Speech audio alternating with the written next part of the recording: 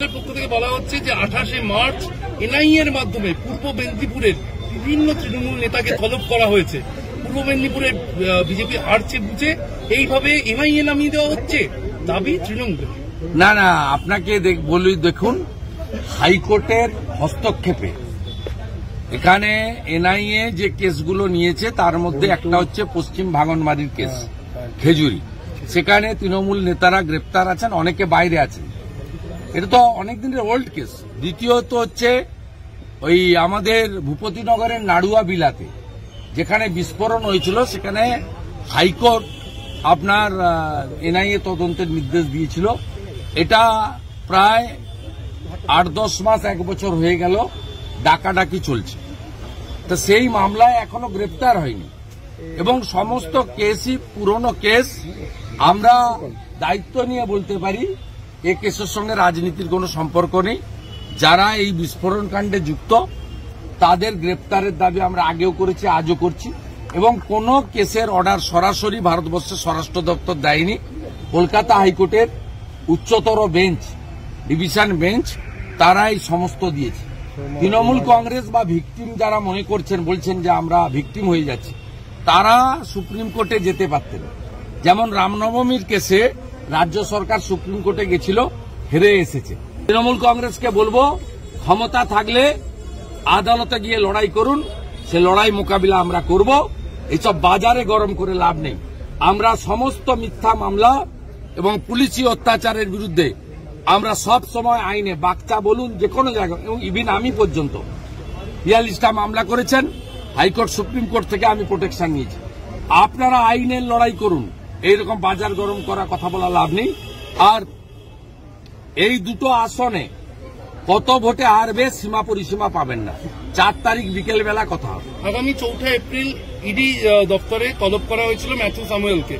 Matthew Samuel তিনি আজকে তলবের উত্তরে চিঠি লিখে বলছেন যে ভোট এলেই কেন এই পলিটিক্যাল ড্রামায় আমায় বারবার। আমি এনে উত্তর দেব, এটা সাবজুডিস ম্যাটার, আমি অনগোয়িং ইনভেস্টিগেশন উত্তর। মহুয়া মৈত্র কৃষ্ণনগরের বহিষ্কৃত সাংসদের এবার ইডি দিল্লিতে তলব আগামীকাল। এটা আপনারা বলা হচ্ছে যে দেখুন, আমি যে কথা প্রথম দিন থেকে বলেছি, দেশের সঙ্গে যে গরিত অপরাধটা করেছে কোন রাষ্ট্রবাদী দেশপ্রেমিকের এটা করা উচিত নয়। পার্লামেন্টের পাসওয়ার্ড বিদেশে পাচার করেছে, এটা প্রমাণিত। প্রথম পার্লামেন্টের এথিক্স কমিটিতে বিচার হয়েছে। বিচার না করে তো ভারতবর্ষে কিছু হয় না।